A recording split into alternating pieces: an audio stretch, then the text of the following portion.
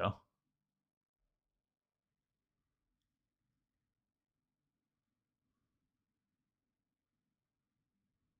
Check, check. Here we go. I think that should work. Can you hear me now?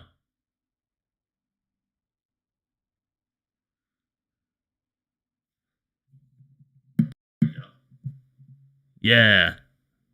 There we go. Sorry, guys. That was a bit weird. Don't know what's going on there. Um, yeah.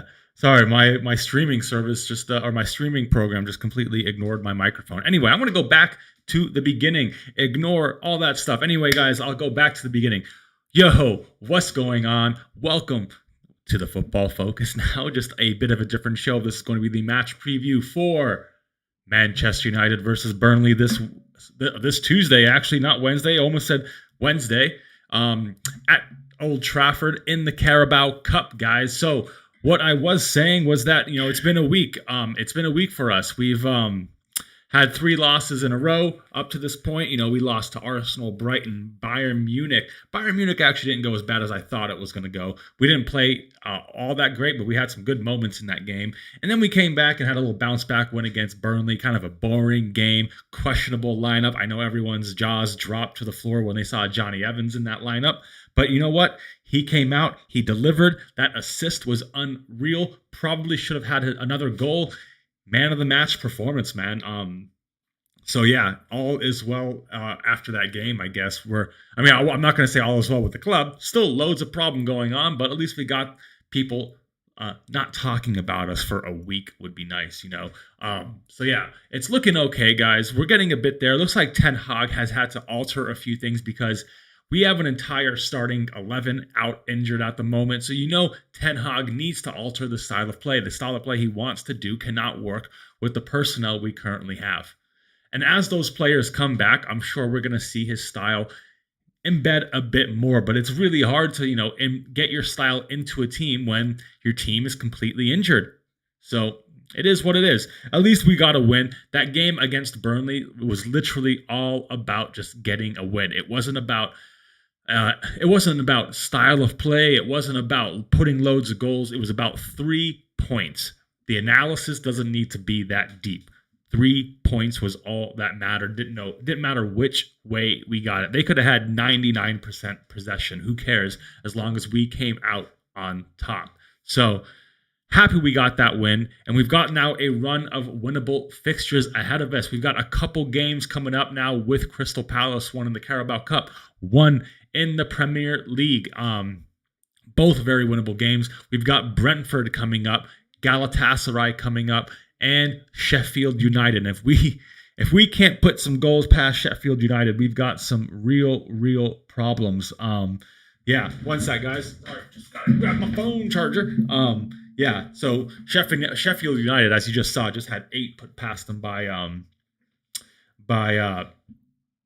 Newcastle. So we should easily win that game and all these games prior to that. So yeah, let's dive into a little bit of Crystal Palace. So Crystal Palace, now they are back with Roy Hodgson. He's like their staple manager, really improved under him once they got rid of Patrick Vieira last year, came back, scored loads of goals, and they started this season a bit, it's mediocre. I'm not going to say it's been bad. It's not been good. It's been average. It's been Crystal Palace. Let's just say that. It's been Crystal Palace.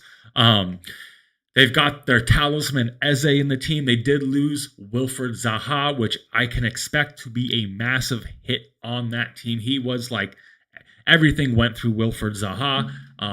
But now they've got guys like Eze and Olise, but they've got a few injuries, and Olise is one of them. Michael Olise is injured. Oliveira is injured. Jefferson Lerma could be a big one that is out at the moment. And Odson Edward is out at the moment. They got a couple other ones that there should be fine, but those few could be the ones that really kind of make this game a bit tougher for Crystal Palace. But they do have man in Eze. He is the man at Crystal Palace now that Wilfred Zaha is gone. I actually don't expect him to be at Crystal Palace, for much longer. There were talks of clubs like Manchester City being interested in him. And Chelsea were interested in. Probably a good idea he didn't go to Chelsea, because if you see what they're doing now, would have been a terrible, terrible move for him. But yeah, they're doing okay. Like I said, they're an average team. They always have been an average team, and we usually don't struggle too much against them. Yeah, we've had a couple odd games where they've put it on us, they've won, but over the last few years, I think we've done quite well against Crystal Palace. But we haven't faced, I don't recall facing them since Roy Hodgson came back. Maybe we did last year. I can't remember. I know they had that like last minute tie draw against us last year from that free kick. But yeah, it's going to be look, every game right now until we start getting our players back is going to be a tough game. There is no easy games. Maybe Luton, maybe Sheffield United. But at the moment, I'm not going to say those are easy. Every game is going to be tough. The way we're playing, the injuries we've got, just everything going on in and outside the club makes everything much harder. But yeah, should be a doable game, with considering they've got a couple really, really solid players out injured. Who knows? Because it is also the Carabao Cup. They might just not really care much about it. They might toss it off and play a reserve side. Who knows? Who knows? It's the Carabao Cup. Personally, guys, if I'm going to give my 2 cents on the Carabao Cup this year, seeing all the issues we are currently going through at the club, I don't mind if we get knocked out of this club. That's being completely honest. Yeah, I love to win every trophy imaginable.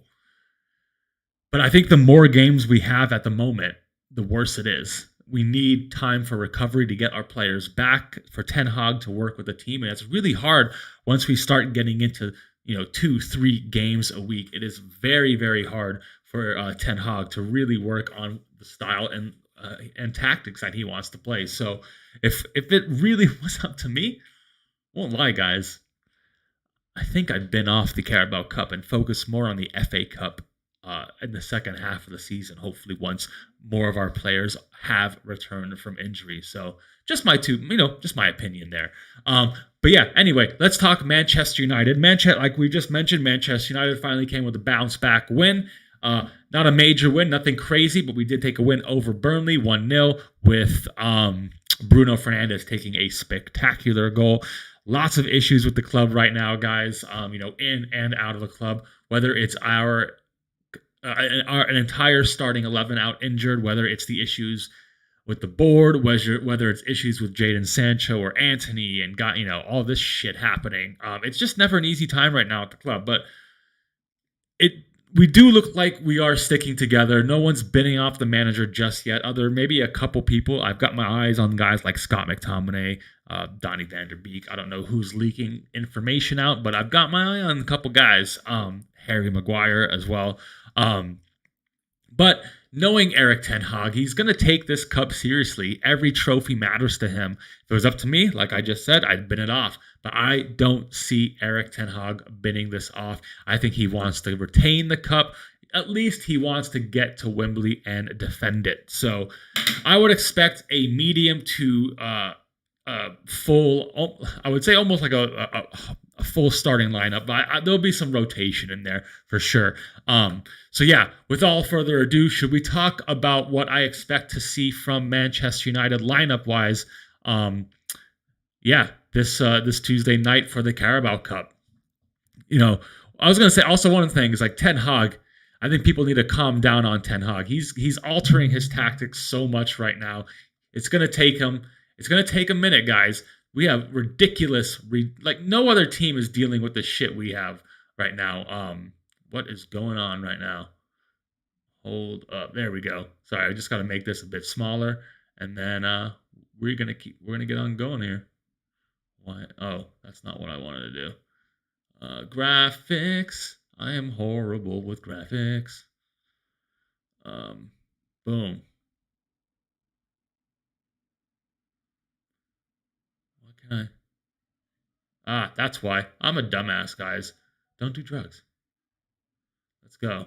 Here's my starting lineup, guys. Ho, we got it. Let's see if I can make that a little bit bigger for us.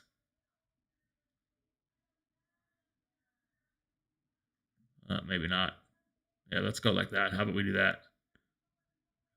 So, guys, here is my lineup for the game against Crystal Palace. I've got Andre Onana in net, though I was juggling with this one. I think we could actually see our new Turkish goalkeeper in Bayendir.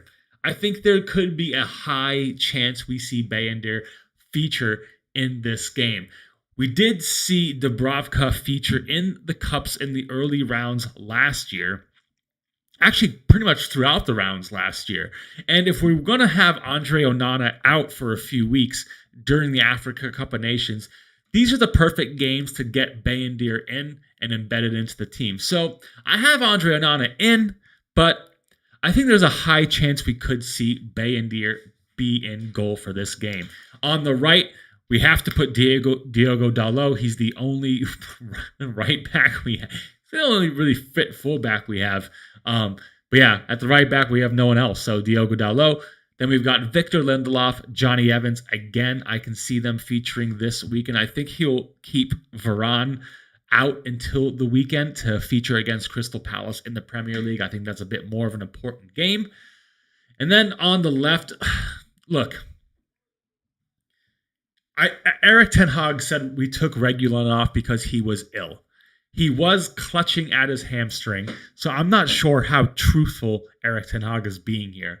But being said that he said he was ill, I'm going to keep him in the team. I'm unsure because I did see him pulling at his hamstring, so he could be injured. But if he's only ill, I see him featuring again. We only have 2 fit fullbacks, and we've got to roll with those. In the 6, I actually see Sophie and Amrabat starting here, guys. I think Casemiro could do with a night off and get a bit of recovery going in. And this would be a great game for Amrabat to get in. It's the Carabao Cup. We lose. Fuck it. We lose. Whatever.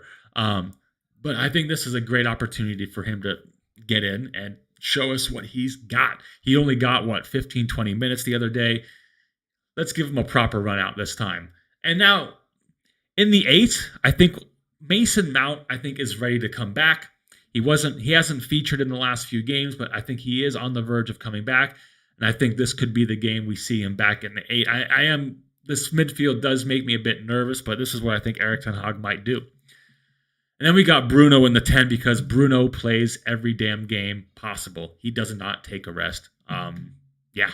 I would say Christian Eriksen maybe, but I think Bruno features again, man. He plays every damn game we can get. Then on the left wing, Garnacho. I want to see Rashford take a break. Needs to be pulled out of the firing line at the moment. It's just not working for him. He's not scoring goals. He's not really giving assists. Maybe just needs a bit of a break. So a perfect game for Garnacho to come in. Rashford on the bench can come in a bit later. On the right wing, Pellistri. I thought it was a bit rough to give him his first full run out against Bayern Munich. I thought he did okay. But let's see how he does against lesser opposition and then a cup competition. So Pellistri on the right, I think would be our best option on the right. But I could see Eriksen taking Mason Mount's spot here and maybe Mason Mount playing on the right as well. So just keep that in mind. And then down the middle, Rasmus Højlund. I think he gets a bit more of a run out in the team as well, but I only see him getting about 50 to 60 minutes in this game, and then Anthony Martial comes on. Don't run him too ragged because we got a new game. We got another game this weekend. So, yeah, that's my starting lineup. I think that it's still a fairly strong starting lineup. Don't see any issues. I mean, I think that team could get it done. There are a few players I do worry about. Obviously, Johnny Evans, maybe Reguilon as well, if he could be injured. I don't know who could fill in at left back there. Beats me. It could be Victor Lindelof at left back and Varane comes in. Who knows? Could be 3 at the back. Who the hell knows with our injuries right now? But yeah, I think that's what our starting lineup could be. It's predicted. It's probably not going to happen. I'm not a psychic. Who knows? And then the score, I see us getting a 2-1 victory. I think they could score a goal through maybe Michael Olise. Dude is a gangster at times. But I do think we're at home. We're usually quite good at home, quite dominant at home. And I think we should come away with the win at home. Don't think it's going to be the most exciting game. Don't think any of our games coming up will be the most exciting games on the way we're playing until we get our full starting 11 back, if we ever do getting our full starting 11 back. But yeah, anyway, guys, comment down below. Let me know what you think. This is the preview for Burnley. Well, wow, Burnley. Do you guys see what's going on right now? I'm on a holiday already. This is the preview for Manchester United against Crystal Palace in the Carabao Cup tomorrow night, 8 p.m. Watch that shit. I hope we win. It's at Old Trafford. And just a reminder, guys, Thursday, I am leaving on holiday to the USA. I'll be back on like the 16th of October or whatever. I will be doing some content out there, not as much as not an everyday video like I currently do now, but I'll still be doing as much as I can. So maybe you'll see some backdrops of Phoenix, Arizona, and Denver. Who knows, guys? Keep an eye out on this channel if you want to see what those places look like. I'll be doing some match previews and some news out while I'm